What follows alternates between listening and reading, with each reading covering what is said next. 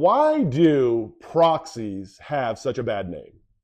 Comment your experience down below. When it comes to proxies, you'll have people that will hate proxies, and they're so against proxies, and I don't blame them. If you like content like this, hit the like and follow button. My name is Eric. I go by Sobermtg. I'm some sober dude that shares a lot about Magic the Gathering. I've been sober since 7/25/17. I'm a recovering cocaine and alcoholic addict. You might have seen some of my other content because I do share a lot about other stuff.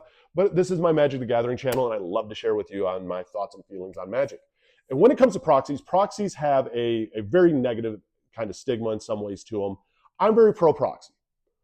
And I'm always curious when it comes to other people. When it comes to proxies, there's a big reason why they get the hate they do. And I do understand this. Because the hate comes from essentially, I think, shitty players. It's not necessarily is it the proxies, it's the shitty players out there. And this is what I mean by it. I will play against anybody. If you have a 100% proxy deck, I'm cool with it. I don't care. I understand how expensive this game can be to play. It is a very pay-to-play game in some aspects. I get it. The biggest thing when it comes to proxies, again, do not care what you've proxied. You can have the whole entire deck proxied. All I care about is that you have the right power level and you're not lying. And that's where I think people have really, why you have this community that does hate proxies so much. There's a couple areas of this. One big one, a lot of people hate it, and where I even struggled with proxies in the beginning when I got back into Magic, was the fact that you had people that would lie about bracket powers. So, oh, I got a bracket 3 deck, and next thing you know, you're dropping all of a sudden it's a bracket 3 deck, and then you Imperial Seal, you drop a Vampiric Tutor the next, and then you drop a Grim Tutor, and this isn't a bracket 3 deck, bro. Next thing you know, you're busting out some infinite combos. You have tons of game changers, ancient tombs. And I'm just like, wait, what? Like, that's what gave, I think, proxies, for one, a really bad name. Was the fact that you do get a lot of people who play proxies, because these right here are proxies. People will be like, oh, they're counterfeits. Yeah, they do have Magic the Gathering backs. Here's the front. Looks pretty legit, doesn't it? If you touch it, you can obviously tell that there's something not right about this. It doesn't look right. If you know Magic the Gathering cards, you can look at this and just go, this isn't right. What's up with this card? The one thing I will say is I don't sell these as authentic cards. That's part of what makes a counterfeit. And that's how I play. I let people know some of my decks do have proxies in. My CEDH deck has proxies in it. I'm not going to spend $5,000 on a deck. I'll spend $5,000 to put my daughter through a year of classes at BSU, to help her get her degree. That $5,000 is worth it. But $5,000 for a commander deck doesn't make any sense. So when it comes to proxies, I mean, that's where you do get a lot of hate. And you get some jealousy out there even too, where people are like, oh, don't use proxies unless you have the card. If you have the card, don't. And that one I agree with too. I mean, yeah, if you want to be even that way, yeah.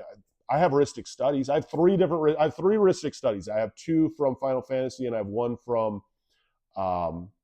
what was it? Wilds of Eldraine. And so, yeah, here's a prophecy. I remember prophecy. Prophecy sucked back in the day, by the way. I actually had my own card store. Sidetrack. This is my ADHD coming into play. I owned a card store. It's called zinccards.com. Had a physical location in Wesley Chapel, Florida. I sold a bunch of stuff on eBay and all that stuff. I had a lot of fun doing it. I wish I would still have done it. But I remember when Prophecy came out and the avatars. Those were the big hits you were chasing, were the Avatar of Woe, Avatar of Fury, Avatar of Might, Avatar of Hope, and they all sucked. Avatar of Woe is okay. I liked Avatar of Woe. I've always been a black player. But Ristic, I had tons of Ristic studies, and their commons, they were crap cards until Commander came out. Commander wasn't back around back in the early 2000s. But you do have people that are like, oh, don't use the proxies unless you have the originals. Okay, whatever. And then you also have like those people that they're anti-proxy. The one thing I have learned about proxies, again, like myself, I don't care. Let's play at the kitchen table. Don't feed Hasbro more money. I get it. Like I'm anti, like even right now I'm watching prices and stuff go up. If you can combat prices with buying proxies, buy fucking proxies, man. Enjoy the game. That's what it's about. I'm more about enjoying this game. Keeping it fun, keeping it affordable. And so if you're playing with proxies, sweet. If you want to buy these proxies, by the way, on the TikTok shop, you just type in 324 proxies. You might see one of my TikToks even. I might even put one of the links, if I can, down below for one of my videos. But you buy the 324 proxies. I mean, you get a ton of cool stuff. You get like Coat of Arms, Land Tax, which they just actually reprinted in Secrets of Strixhaven pre-con. Cabal Kafirs, doubling season. You get some cool cards. So you get the people, though, that are like, no proxies in my house. And that really tells me who I'm playing with. The hatred that people have towards proxies and how they act towards people with proxies really show me somebody's character. And it does. Like, it's amazing because, like, my biggest struggle in Magic the Gathering is finding where I fit in, finding my people. My people that just want to have some fun. I want to play some games. I want to unwind. I don't want to stress. Like, this is my joy. Keep it my joy.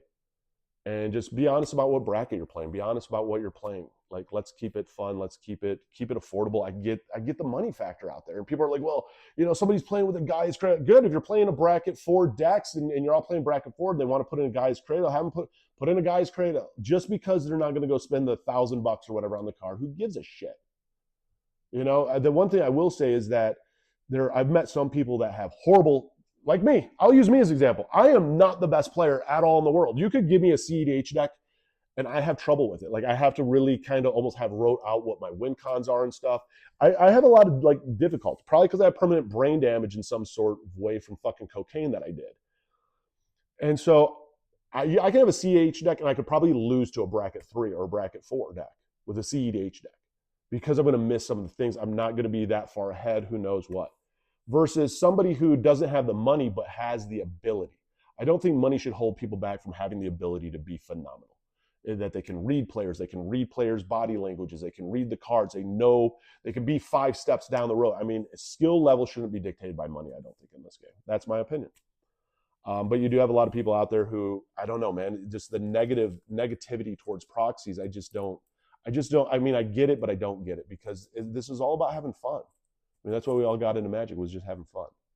And so when it comes to proxies, it does let you know kind of who you're playing with. I mean, if I see people with really bad attitude towards proxies, you're probably not going to be much fun to play with. You're going to be that person that's going to be like, no, here. I don't mind having rules checked and all that stuff, and I'm good with all that. In some cases, if we're all kind of doing take-back season shit and we're all having just fun and laughing and we're not taking it super serious, that's cool too. I don't care, man. I want to have just fun. Let's face it, we're not like all professional Magic the Gathering players playing for the fucking Ryder Cup here. We're just having fun. And I think it's so important to keep this game fun, because we lose track of it and lose track of the fun. And so that's who I look forward to playing with. And so if I do see people with like really bad attitudes towards proxies, I instantly kind of know what kind of a person they are. And I instantly know right away kind of like, I'm not going to enjoy this game. Like, I'm not going to enjoy this. And I'm not the type of person to normally scoop up. Like, I'll play one game with people like that. But afterwards, I'm just like, all right, I'm done. Thank you, guys. Ain't going to play no more. And I think it's, it's different for everybody. I'd love to know your thoughts and opinions. I know I share a lot of my thoughts and opinions. I'd love to know your thoughts and opinions. Hit the like and follow button. Comment down below what you think and how you play and what your favorite bracket is. Because the more that we are just like, we keep this game fun and we don't get so serious about it, the more enjoyable I think that it is. And I think the more that it draws that attraction to it. And I mean, maybe that's just my mentality. I'm curious of what yours is. So hit the like and follow button. Stay sober, stay safe, have fun with this game, because that's what it's all about.